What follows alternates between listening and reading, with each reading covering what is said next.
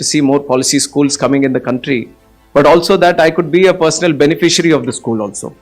I was probably 7 years of being a member of parliament by that time, and one of the handicaps that I've seen in the system and as myself functioning as a member of parliament was that I needed more people to associate with me, to assist me in the process of me becoming a better policy maker. Public పాలసీల ద్వారా వినూత్నమైన కార్యక్రమాలు చేపట్టే బాధ్యత మాది.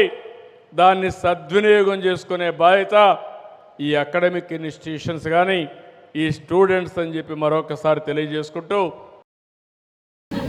ఇలాంటి course ఒకటి ఉంటుంది, దీంట్లో చేరి ఐఏఎస్ ప్రిపేర్ అవుతుంది, పబ్లిక్ పాలసీ కోర్స్ కూడా చేసుకోవచ్చు అని చెప్పేసి నాకు తెలిసింది. కాబట్టి బయట వాళ్ళు కూడా నేను ఎవరన్నా ఇలాంటిది నేను అడుగుతూ ఉంటాను, నన్ను కూడా వాళ్ళు కూడా తప్పకుండా చెప్పే అవకాశం ఉంది. ఇక్కడికి వచ్చింది కాబట్టి మీకు సిలబస్ చూశాను, అంటే మీరు నిజంగా కనుక సిలబస్ కనుక ఫాలో అయ్యి అంటే మీరు దాన్ని సీరియస్ గా తీసుకోగలిగితే కనుక ఏ రకమైన కాంపిటేటివ్ ఎగ్జామ్ అయినా మీరు చాలా ఈజీగా రాయగలుగుతారు.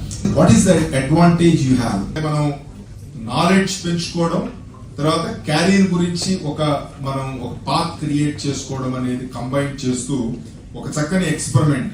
అంటే మనకి డిగ్రీ వస్తుంది, పోస్ట్ గ్రాడ్యుయేట్ డిగ్రీ వస్తుంది, అట్ ద సేమ్ టైం మనం ఆల్మోస్ట్ సివిల్ సర్వీసెస్ గురించి ఒక చక్కని నాలెడ్జ్ బిల్డప్ అవ్వడం అనేది చూస్తూ ఉంటాం.